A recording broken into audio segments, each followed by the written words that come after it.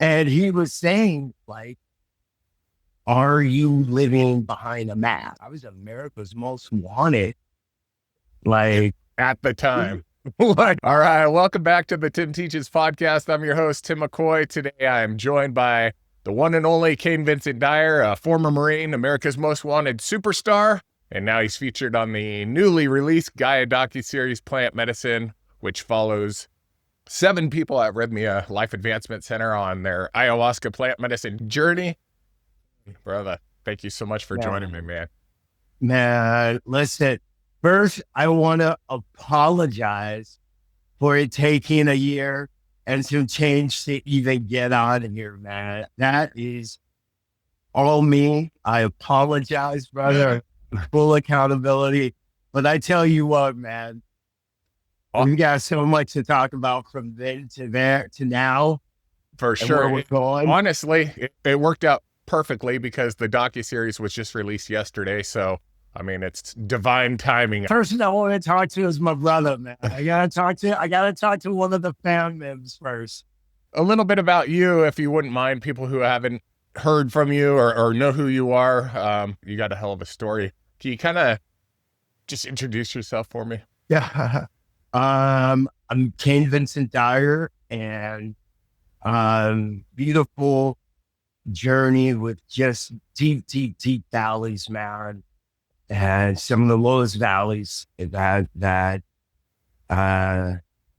human beings kind of travel through. By the grace of God, I'm here with the strength of so many prayers, bro, and so many other human beings that saw who I was and saw who I was supposed to be. And that stuck with me and by me and made it possible to transform my life, including people that you and I both love. That we'll get into. I went from being a Marine, a family man. I fell in love with the girl I laid eyes on in junior high, around 13, 14 years old, right around 14 years old. First girl I saw that stole my heart, and ended up marrying her. Went to the Marine Corps. Basically, I signed up when I was 17 and ended up being in boot camp before I was 18. Ended up in boot camp. Signed up in 87. Oh, man. In boot camp. And 88. When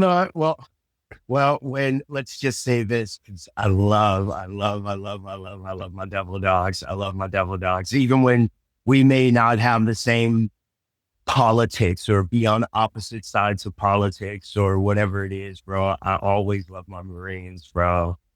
What made you want to sign up for the Marines? Did you have family in the Marines or in the military? I didn't know growing up. I did not know my biological father until later on. I realized who he was. But the 2 men that took me on at 3 years old, and then who became my stepfather, my legal guardian stepfather, he was a former UDT frogman in Nam. Wow. And had come out of Nam and started the drug task force unit in Oakland. Damn. Yeah. The first K9 unit in Oakland, and ends up meeting my mom, taking me and, falling in love with me, basically adopting me. And it was crazy life because I grew up in East Oakland, the crazy street, East and West Oakland, born in Berkeley, raised in West Oakland. Too short country, bro. Oakland. Too short country. Yeah. Oh, man. The guys that actually helped bring Too Short along, man. Actual guy named, I'm going to name him right now, man. Guy named Kevin Davis, bro. A gentleman by the name of Kevin Davis, who, when I was a kid growing up in Oakland, this is part of the story. I was a kid growing up in Oakland. He was an Oakland legend, like he was a drug lord. Yeah. And he's a kingpin back then. His name was, they called him Slow Motion. And he had he had the mayor under his, thumb and everything. And for young dudes who were coming up in the streets with nothing, I was just, bro, like, whoa, these dudes are, and I fast forward, I ended up doing federal prison time with him. And that guy had transformed his life so much. He had ended up doing, he got 3 life federal sentence for 3 lives, bro, plus 30 years.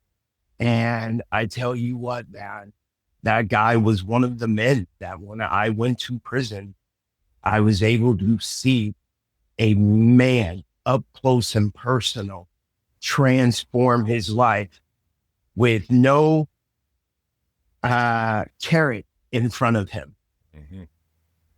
solely because he wanted to be a better person, even within those walls. And the commitment and level of commitment and dedication that takes to oneself.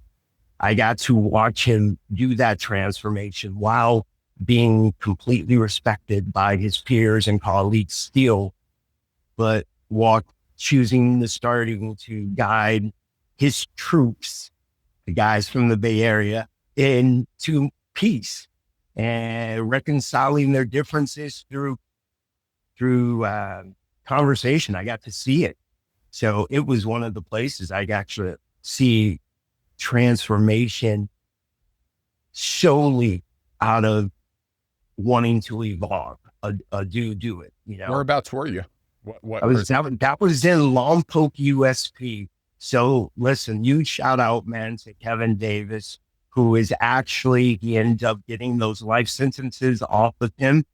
He went through a federal program because they were solely for drugs, not for any type of deaths or murders. But he had that for the amount of drugs, and the guy has changed his life. He did over 30-something years, 35 years, paid his penance to society, and he's been home for over 10 years. Oh yeah. And owns a barber shop that he started, got it licensed, came home, got licensed, with no funds of his own that he'd worked for, taking up the barber trade, and opened up his own business in a nice affluent area there up in the Bay Area.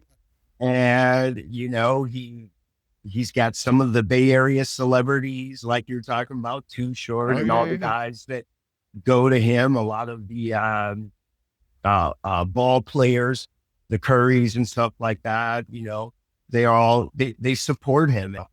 Bro, a lot of people talk about, people never change. I hear that all the time. Once you're away, you never change. And you are a prime example of people do change, but you gotta want to change. And obviously we didn't even really talk about it, but I mean, you did time in federal prison for robbing banks and doing some stuff. We can talk about it. We can put it on the table, man. We can put it on the table. Yeah. I mean, so you did some time, you got out, you changed your life.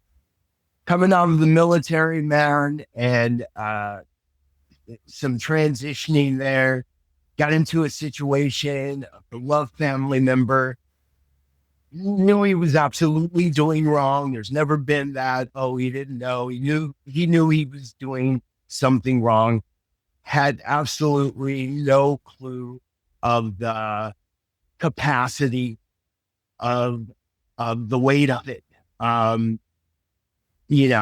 Thinking he was hanging out with some kid who was just selling and transporting illegal items on the side, and decided to do it with him. And a couple things went wrong. And next thing I know, there's $180,000 debt that had to be paid back then. And end up taking on that debt. Long story short, I ended up taking on that debt myself. And you paid it back. Tried to go through a couple of legal ways to figure it out. Couldn't figure it out. And initially thought I was going to go a whole nother route to solve this debt.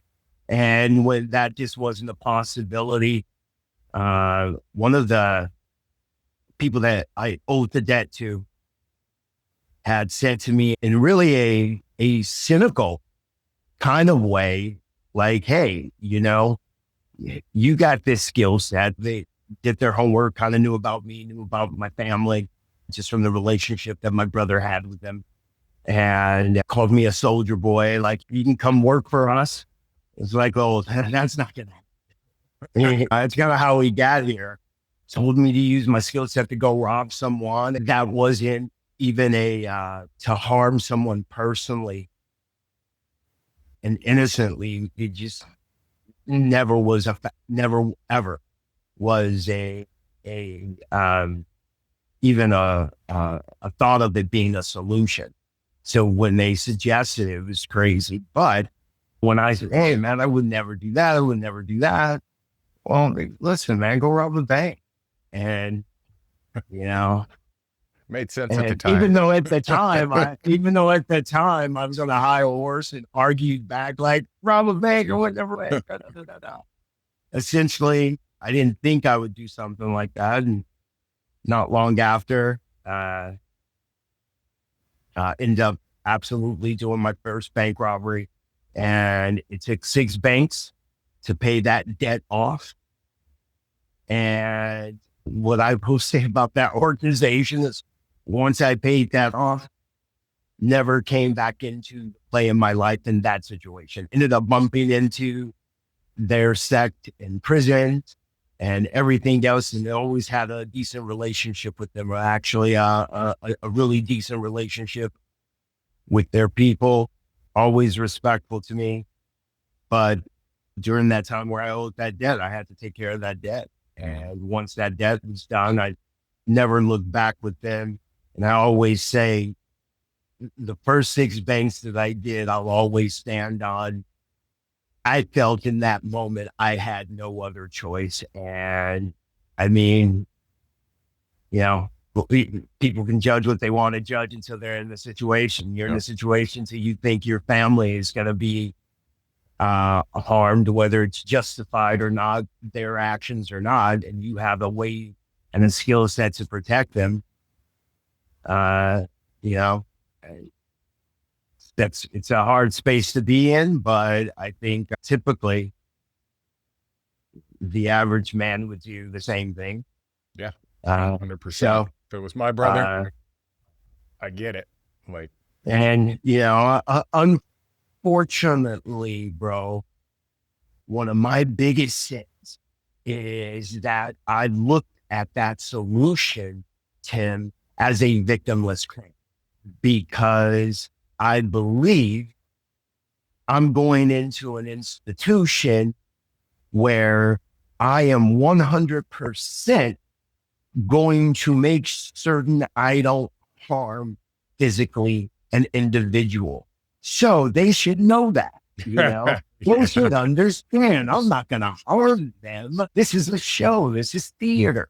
Putting a gun in someone's face, whether it was operable or weapon loaded or whatever it is, not operable, replica, they don't know that. So there's a certain trauma that could last longer than physical, and I'm from Oakland.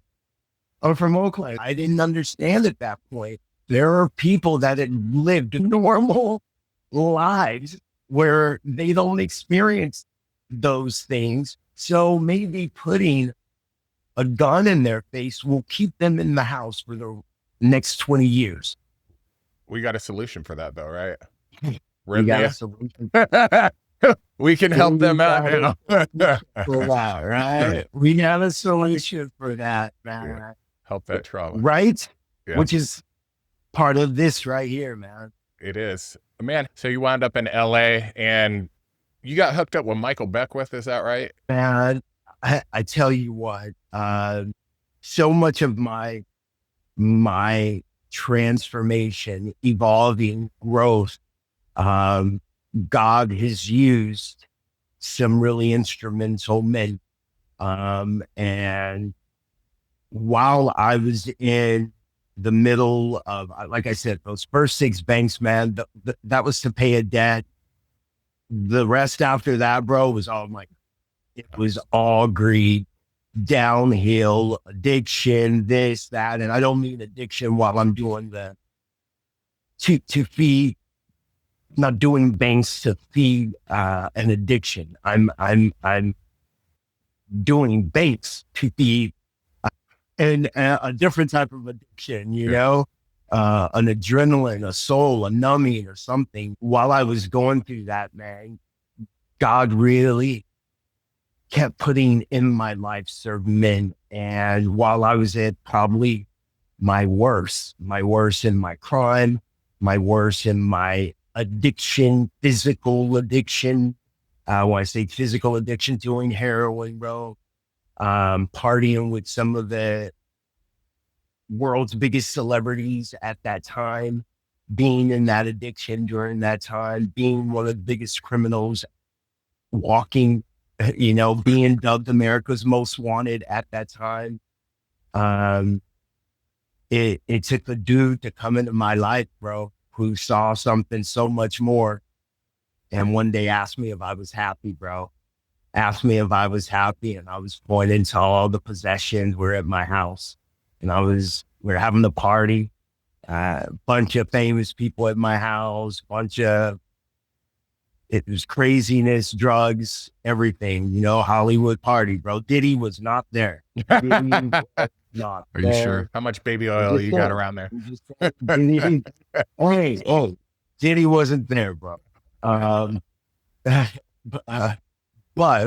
we're having a great time, man.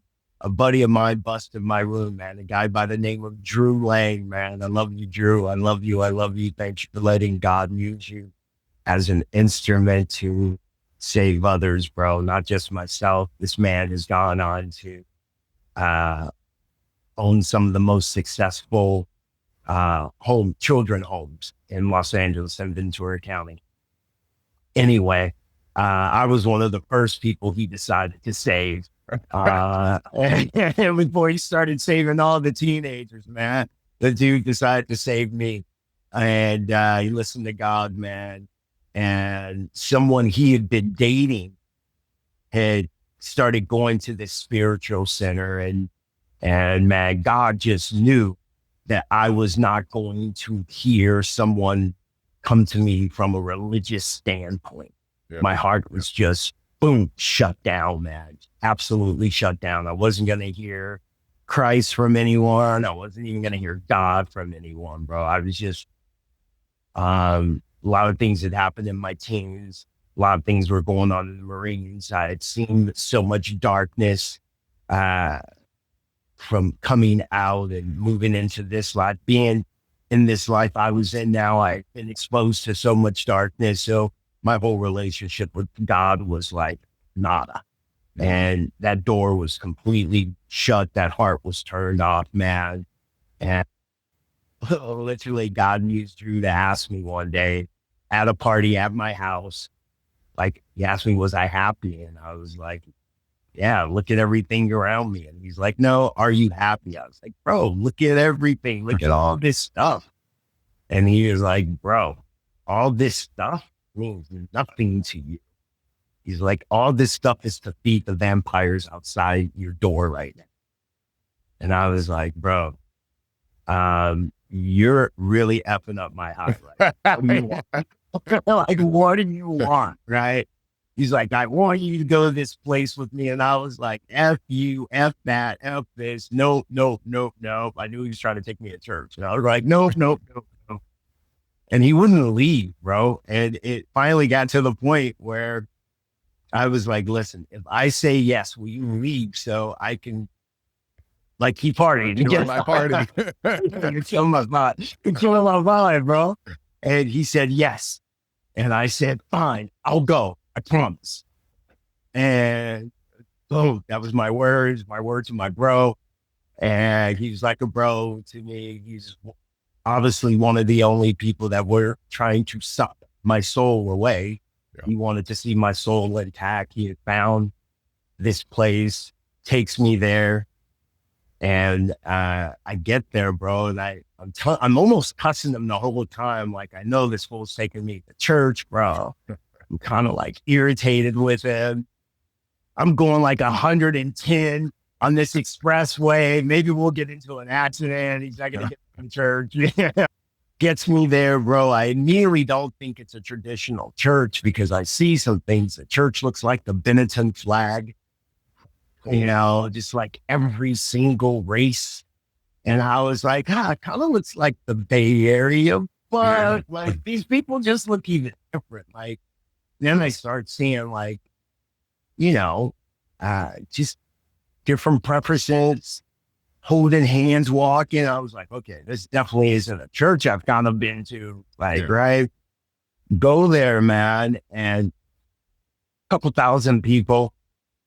And there's this dude on stage, man, is this stature-wise, was kind of like the smaller built dude, kind of real thin, but he had this like really cool little short, like 2-3 inch afro, and he had this like 1970s porn mustache, bro. So I got a church. And he was saying like, are you living behind a mask? I was America's most wanted. Like at the time. Like, right? Nobody knows it but you. That's crazy. Nobody knows it but me. And and a handful of other people. Yeah. But no one close in my group, bro. There were a couple of people close in my group that knew, but not like my family and things like that, bro. No one knew. People had joked with me and said, "Oh, you look just like my wife, bro. My wife." And, oh my God, you look like that guy on the news. You robbing banks.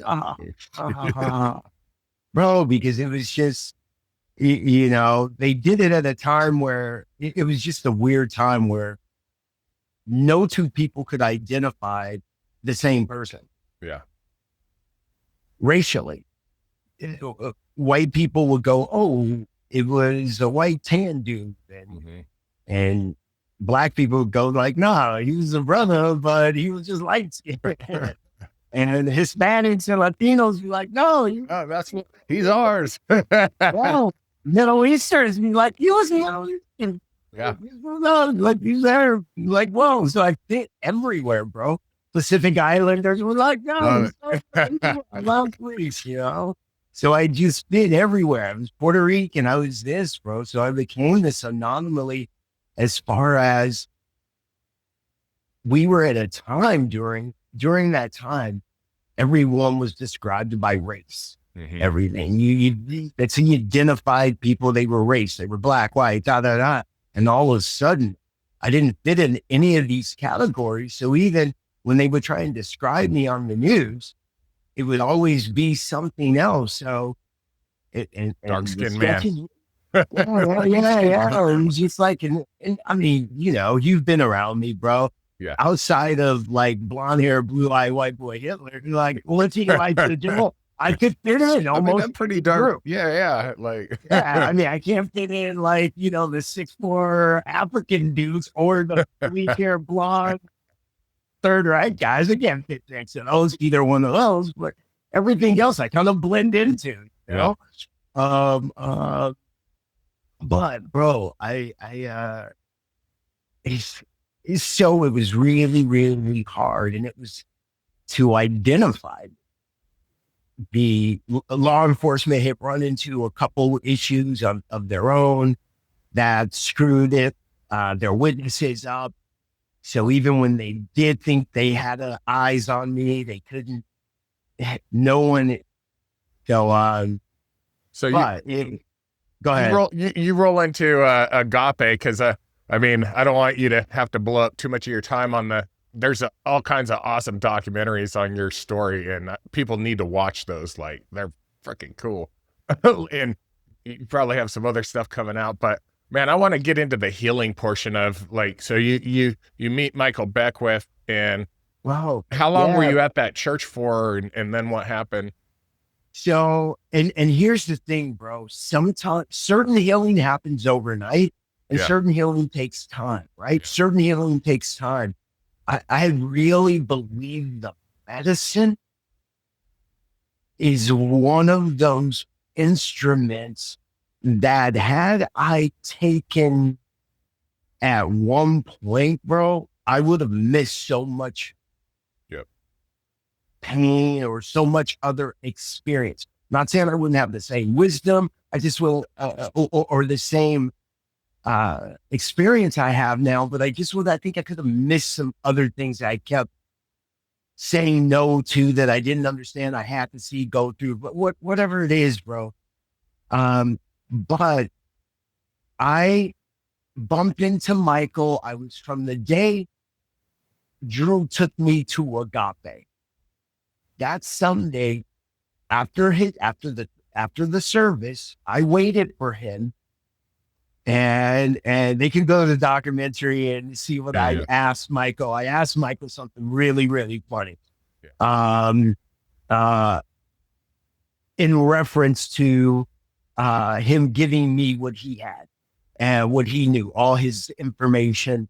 And there's a really funny story about what Michael Beckwith says to me. Yeah. But initially, ultimately what happens is Michael Beckwith tells me I need to keep coming to Agape.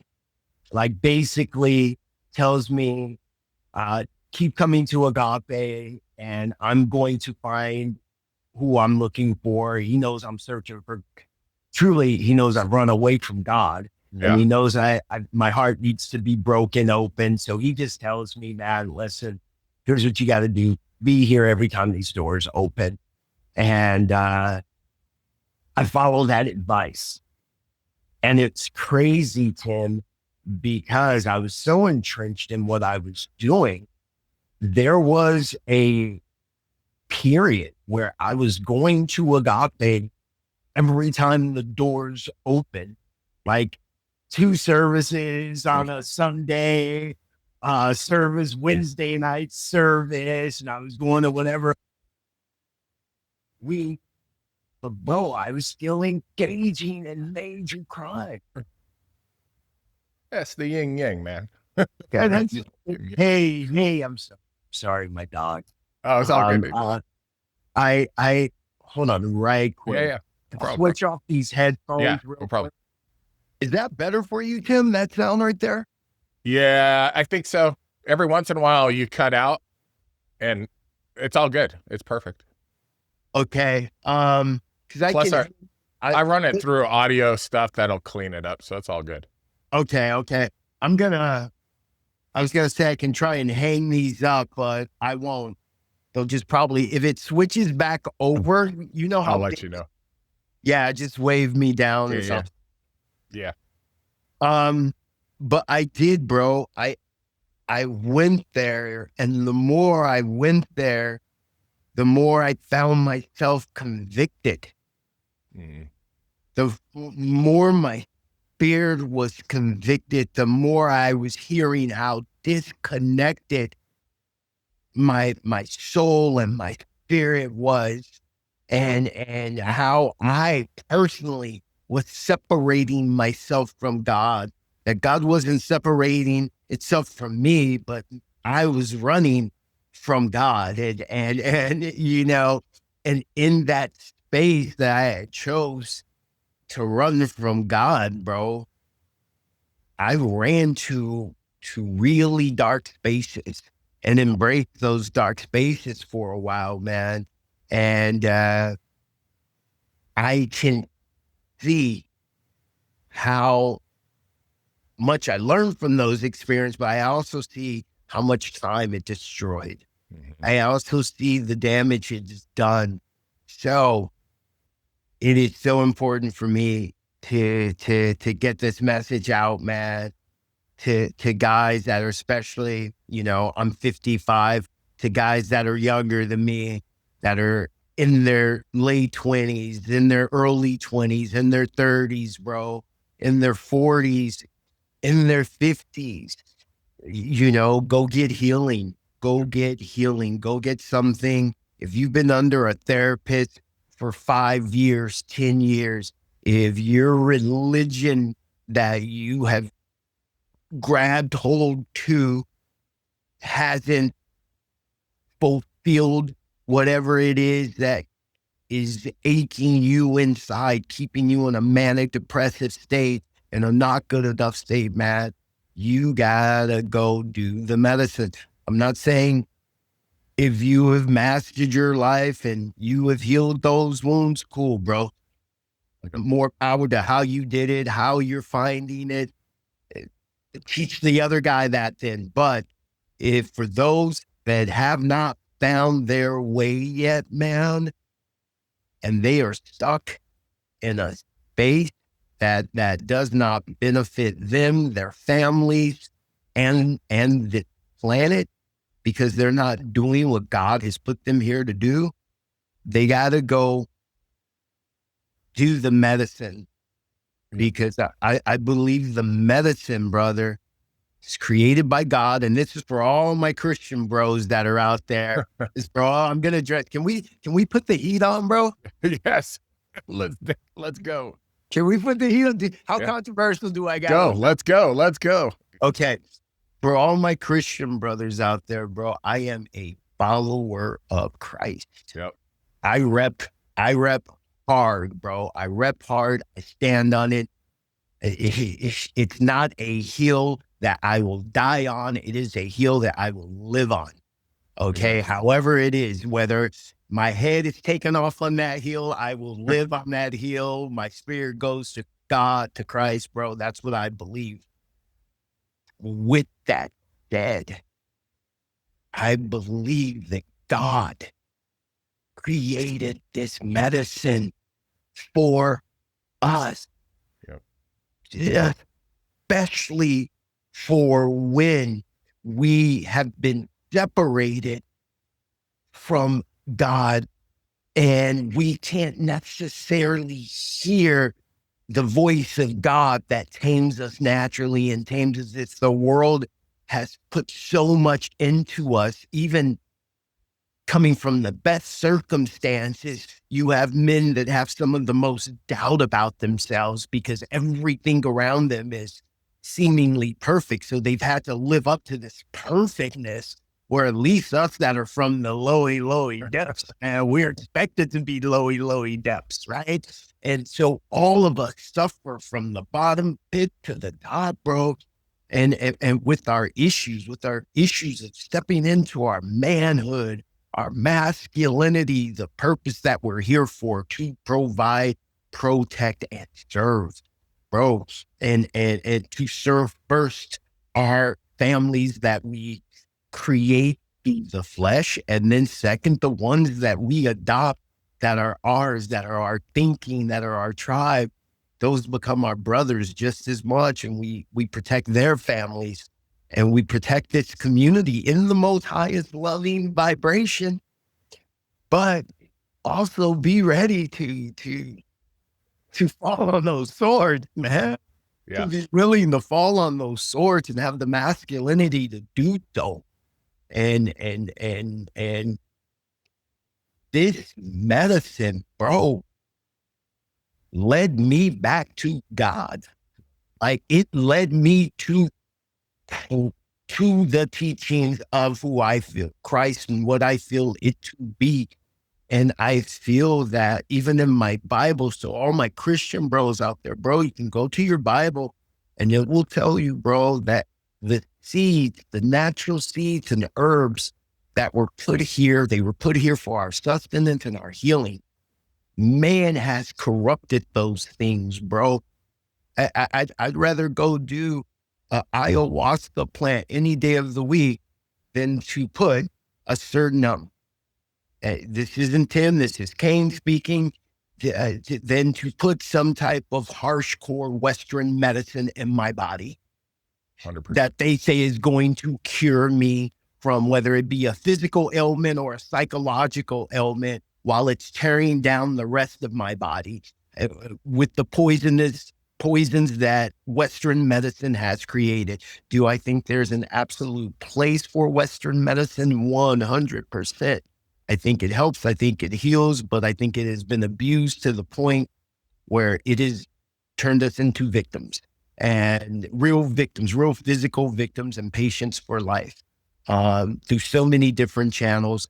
And this medicine helped me see the things so clearly. And Dude, I'm picking up what you're putting down, and I couldn't agree with you more. Like, literally, I grew up as a pastor's son. My dad, I was in the church for the first 17 years of my life, pretty much nonstop. And, I always had a belief in God or a higher power, but I never had a knowing until I did ayahuasca. Like, I was shown stuff that you just couldn't explain, and it's really hard to explain to people, but it's absolutely incredible how it changed my spirituality and life and belief in God and belief in Jesus and all these different and it makes teachers. You want to be. It makes you want to be, right?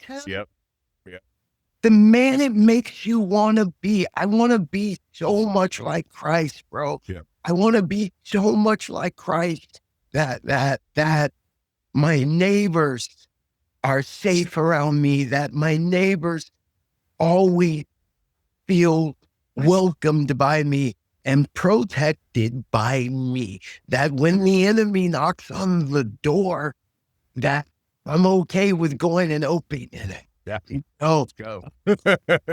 Right. Because the plant, brother, that I believe and know because I saw it was created by God, Christ being his son and the part of that Godhead, bro, created this plant for our good, and he gave it to these people. I feel God gave different peoples and put different remedies around the planet and around things so people could have it in those spaces that they lived in. And things are natural. There are natural native plants that are healing to those regions. And I believe that this plant was put there, bro. These plants were put there for when men were getting eaten by animals and having so much trauma from that, because we forget they had a different type of trauma. Bro, they were getting eaten by jaguars. Give me some ayahuasca I don't know. That might make it worse. I don't know. Well, because you were had so much trauma and you blah, blah, blah. The plant was reminding you that God had a plan for everything. Don't worry. Whatever it was, bro. And man has come along because that plant can be the remembrance and connection for you to remember God and remember who you are in this system and who you're supposed to be, who you're even supposed to be in your skin, man. That's a whole nother series, bro. Oh, yeah. And I really think it allows you to, maybe not the first time, but I think it puts you on a place where your heart starts to crack open. And when your heart starts cracking open, then God can really speak to you, and you can hear God speaking from a very pure place. And I think it sets in you a desire to be a better man. And if you are a woman, most of my women friends have experienced it. You start to see this opening up with them. Maybe they don't change something overnight, or none of us do all the time, right? But you start seeing this crack in people's hearts. Mm-hmm. And for me, man, it was a couple of times with the medicine and God, so clear to me again that even when I went this time, I wasn't going to do the medicine because I was like, oh, I hear God now. Yeah. I got you. I can go straight. But God was like, hey, check it out. I want you to kind of clear this up right over here because this is something you've been dealing with that I know you haven't let go and you're struggling with, and you're struggling to hear my voice on it, man. And that was one of my intentions in going into the medicine, was like, God, now that I know who you are and I know your voice, remove the rest of that stuff that I haven't been able to see right now and allow me to hear where it is you want me to go. And man, things happened this week that exactly where I felt God had been wanting me to lean into. Those things became so clear. The opportunity opened up, everything that God had told me and I felt about leaning into that and not leaning out of it happened and showed up. And it was God just softening my heart again. So maybe, guess what? Maybe I do the medicine one more time. Maybe I do it 10 more times. Yeah. I'll do it as and when I feel my heart is open enough and God is leading me where he wants me to go, maybe I can go straight to God's voice now. But become a shaman, bro. and on some things, on some things, bro, I feel God has cleared in my heart, so it allows me to speak on from a healed space when I'm talking to someone. What was your experience like? I mean, you did the documentary. You guys were being recorded that whole week. I had the privilege of being down there and kind of watching. And you just got back, like you said, last week. So you've gone 2 different weeks. Had you ever done plant medicine before the documentary, like ayahuasca? And kind of what were the differences between these 2 trips? So let's go with the one question that can lead into the others. Had I done plant medicine before? Yeah. I had done forms of plant medicine and DMT, bufo with an amazing men, with Renee and a beautiful brother and his family, a wife and his team, Michael Torres-Hymas, my bro, who introduced me to them, introduced me to bufo and the frog medicine, right? And it opened up some spiritual doors for me. It didn't give me that connection to God, but like I said, all of it over the last couple years has turned into that mushroom cloud for me. Tickfoot has that funny, mushroom cloud, but turned into that atomic bomb for me, right? Yeah. The DMT and the ceremonies that I had with Renee from Cosmos Visions, really, you guys can find him. I'll give the links to Tim. He's in the Bay Area, so he was close to me being in LA. And so I got to have some really cool experiences with him where I had been closed off to medicine before. And I've been closed off to medicine before, Tim, because of thinking the connection it could have on a non-spiritual element, right? The woody, the spirits, the wickedness people can put behind some things. So I was always afraid of that, opening that door. So I had never really given the medicine a chance. And then I got sucked into it by my boy, Michael Torres-Hymas. One day, almost tricked into it. Thank you, Michael. And I even tried to back out of it the last moment. And it was a ceremony with Renee that absolutely just blessed my soul. And it had been the most beautiful experience I had had that let me know I was connected to God. It didn't show me who God was, but it let me know I was connected to God. So that was the first opening. But I was still scared to go a little bit deeper. Along comes Jerry. Shout out to Jerry. Shout out to Jerry. I know we're skipping a lot of my story, But years later, after I had, just to kind of mend the story, we'll go back. I turned myself in. End up turning myself in. I end up doing prison time. We'll talk about how I got there. We'll go back into that. But then when I got home, I start going to that church where that little black dude with a foreign mustache was, which was Agape. And that brother was Michael Bernard Beckwith. Thank you, brother. Thank you, big bro, for really helping soften my heart back open to God. God absolutely used him as an instrument to do that. And I would feel scared, bro. I was on a morally ethical path. I was on a good path. I was on a path of redemption. I was on a path of transformation with my life. I was going to Agape. I was using these beautiful principles, these beautiful accountability principles and everything else. I had paid my consequences inside. I was giving back to society now. I was doing a lot of good, but I was still facing a lot in my head and in my heart. Still had a lot of tucked away guilt, a lot of shame, a lot of hidden secrets that I had to hold.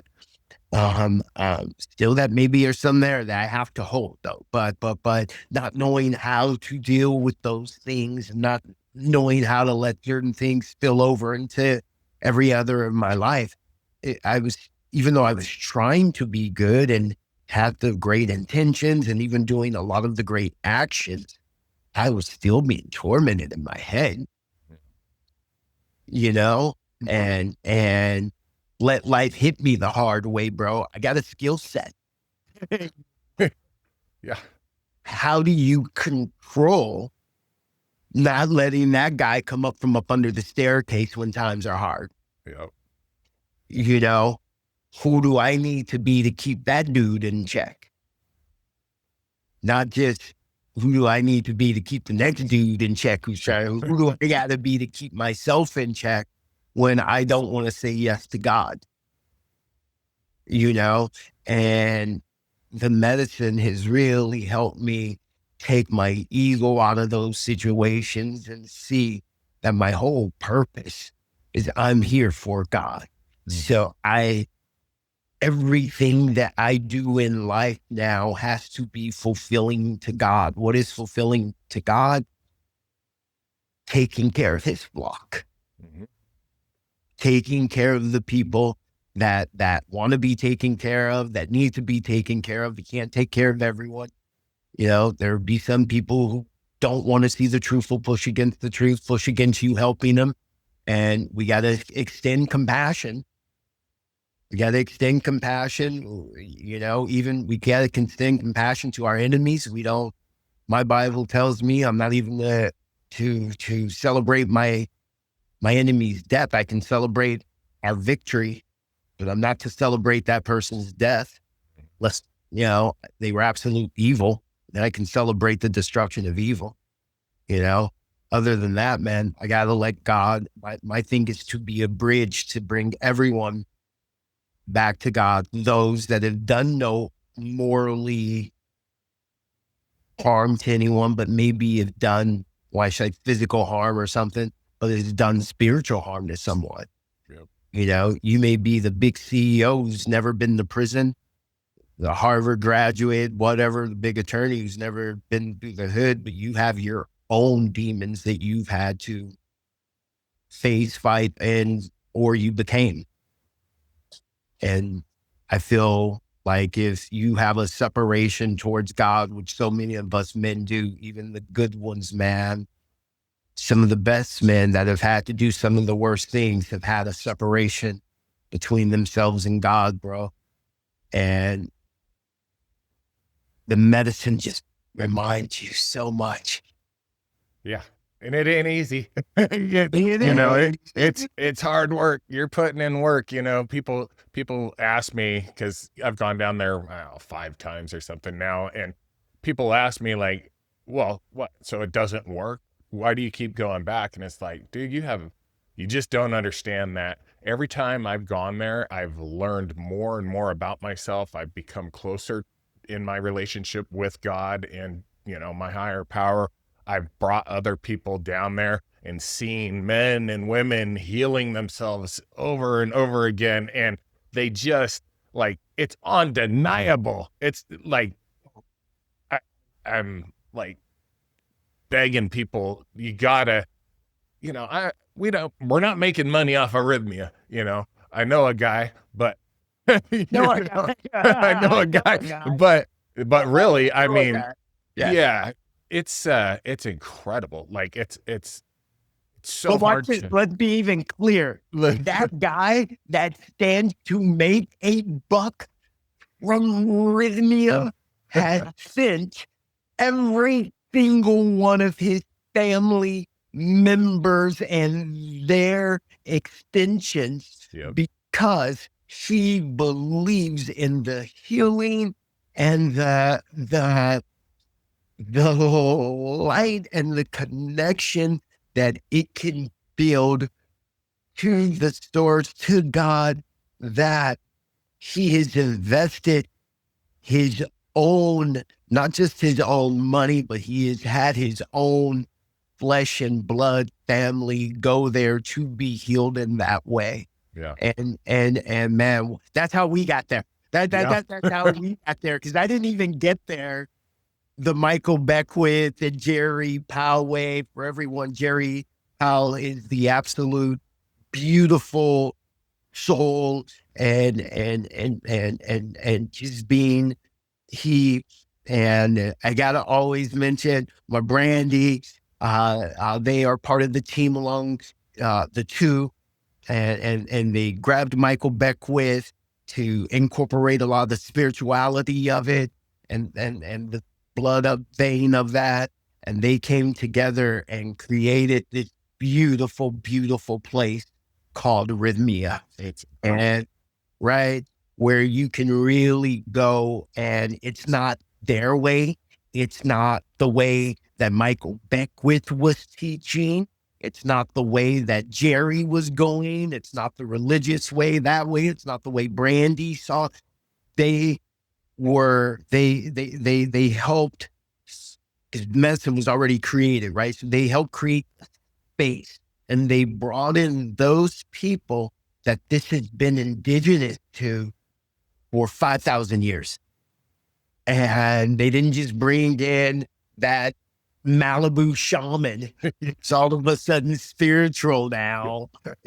They brought in the people and they got it licensed to be done in a way where those people that go there have the best experience and chances of having their miracle.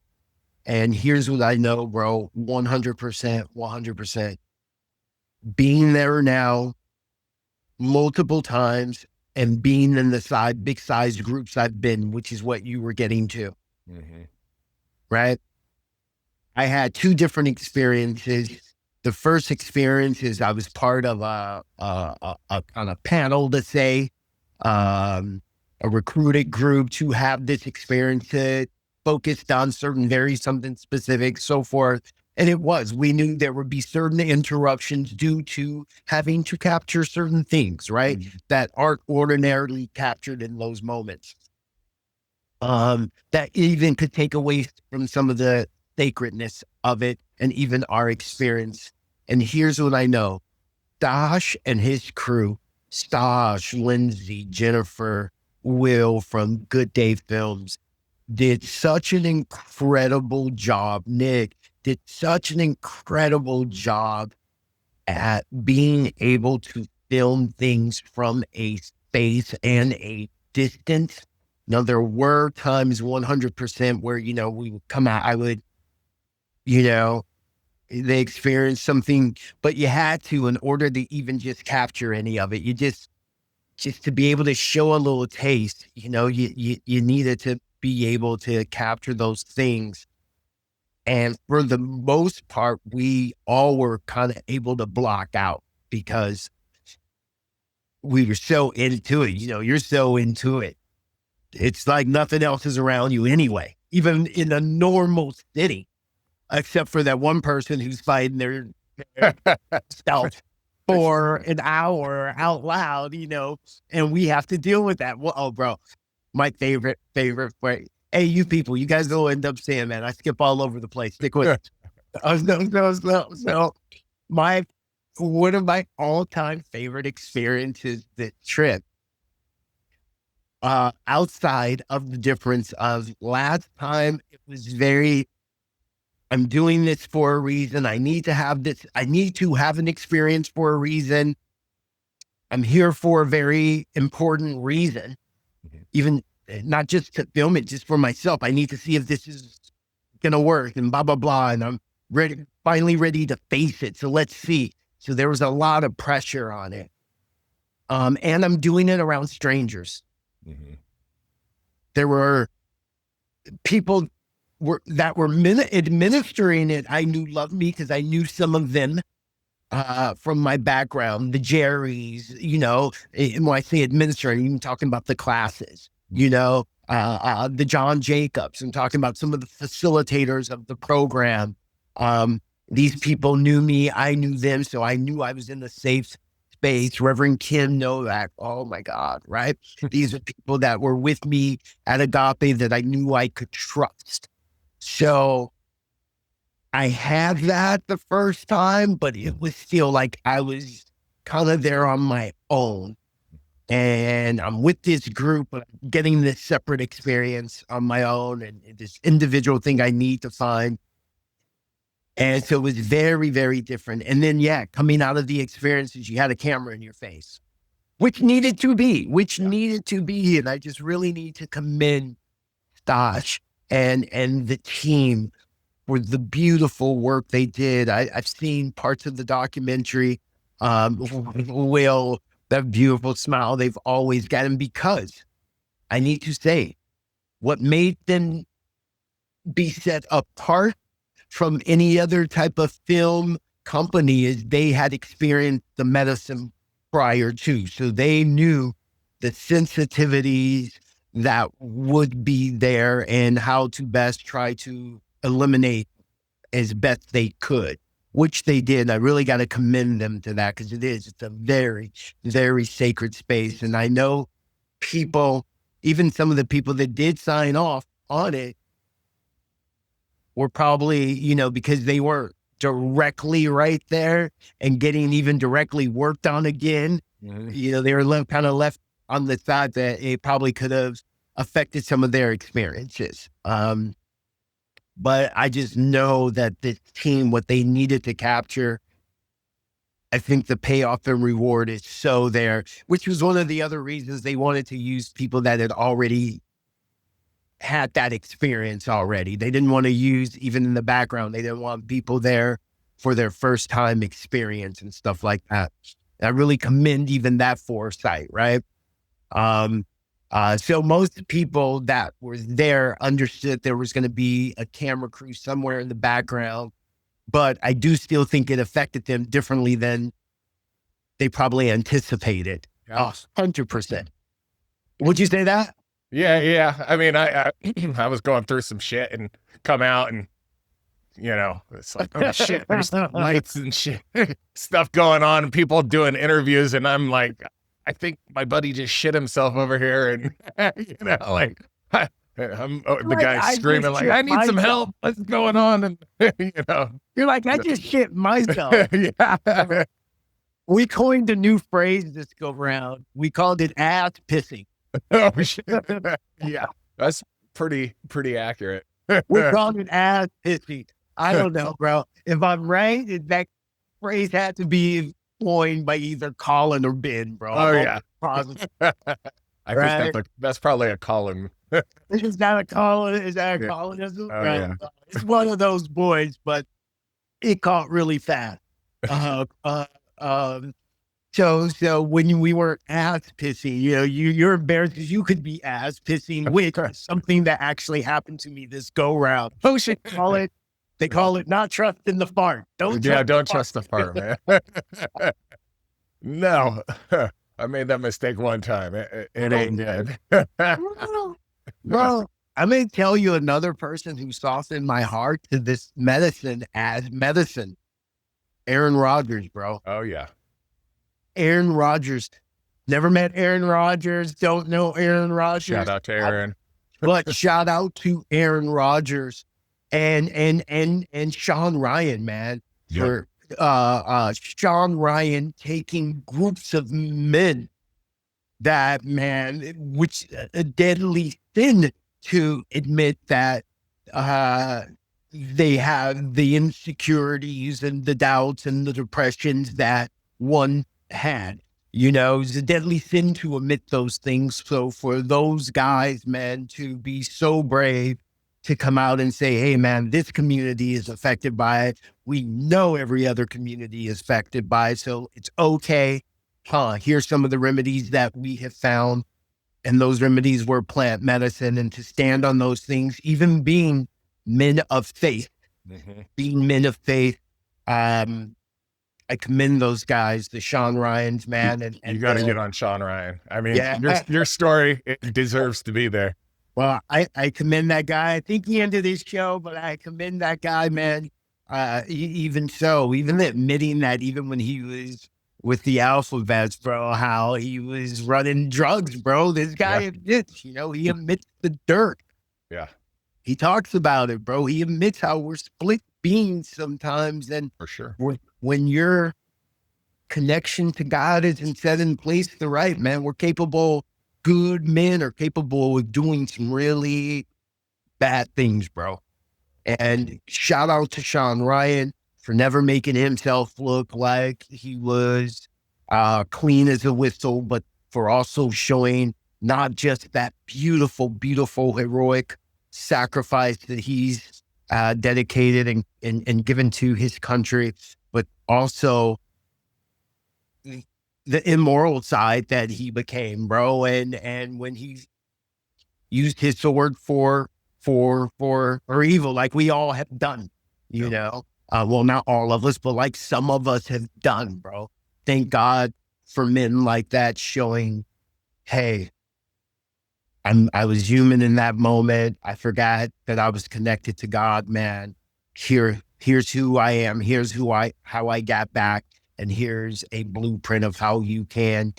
Hearts off to those dudes, man. It's better than the dudes that sit there stuck in their ego and letting guys fall by the wayside, man. Whatever their category or genre of colleagues are. So, man, I would say we'll wrap this up pretty quick. If you're listening, you know, guys out there who are listening to this, like if you're feeling like you're lost in your purpose in life or don't have that connection to God, I mean, I know for myself, it changed my life. I could probably, you know, from your story that you've been sharing today, it's profound. And I mean, speak to the dudes out there listening, like, if somebody's on the fence and they're like, man, I kind of want to do this because I know a few of them, what would you say to them to pull the trigger on this? Check this out, bros. Here's what I know, man.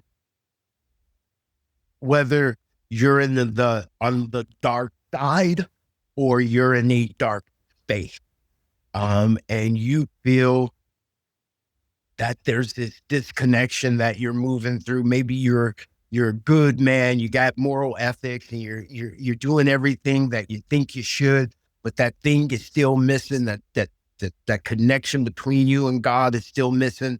Maybe it's affecting your families, your children, and you want to stop it. You don't know what it is. Maybe you don't know what it is, bro. Maybe you know exactly what it is, but you can't just put a grip on it. You've gone the spiritual route, the God route, but the pain is still kind of there, and it's affecting that voice of God, bro. Check out Rythmia. Check out Rythmia. It is a place where miracles happen, where you can take all your hangups, you can take all your superstitions, and you can lay them down. You can take fasting with you. You can take Christ with you, bro. I have my ring on the whole time, man. I talked to Christ the whole time I was there, bro.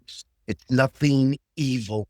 It's going and partaking of a medicine that was created naturally, bro, naturally by source in the earth, not chemicals put together to make you have crazy visions or anything else. There is medicine to show you, to do a diagnostic check within you. That's what it's going to do. It's going to see where those things that are holding you back for whatever reason, whatever you call trauma, may not be my version of trauma, but whatever your version of trauma is, it's going to go and it's going to attack those places. It's going to show you those places. And as long as you're bold enough to stand there and know you're connected and look and see what that is, man, you're going to get your miracle.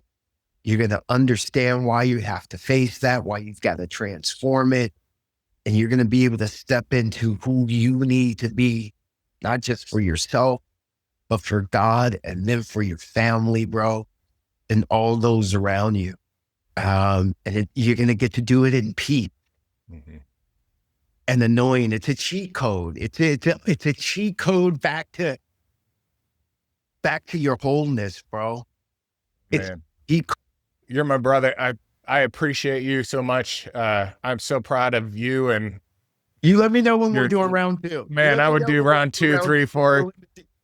We got to let everybody watch the documentary so they can get your backstory, and then check them out on YouTube. Like there's all kinds of information about your story, but please jump onto Gaia, check out Plant Medicine. I guess they're releasing 1 episode a week for the next 6 weeks, which drives me crazy because we got people who just want to binge it. I've already watched it 6 times and I didn't even see myself, bro. I was watching the beautiful beings like Sal and Clementine, just really, and Monty, bro, just really, all the others, but their stories just really grabbed me deep, man, because I've got to actually spend time with Sal and Clementine this go around, man, and just see, whoa, how far ahead they are, and some of their struggles that they were going through, and how at peace they are, and now how they've moved on to those other areas that they want to see, bro, and their connections is really beautiful, bro. And thank you, Earl. Thank you, Earl Koski, man. Thank you, Earl Koski. I know I talked about Michael Beckwith and Jerry for creating this place. Brandy, Earl Koski, you are doing absolute miracles on this planet through Rythmia, and not just through Rythmia, through everything you have your hands in, man. You're raising legends. Thank you for it. Yeah, thank you, Earl, man, for all that you're doing out there in the world, man. And I look forward to part 2, 3, 4, 5, and 6 with you, man. Me too. And I look forward to freaking getting back to Rythmia, and hopefully you could be there with me next time. Man, I'm love going, you, bro. I appreciate you. Thank you, everybody, for watching.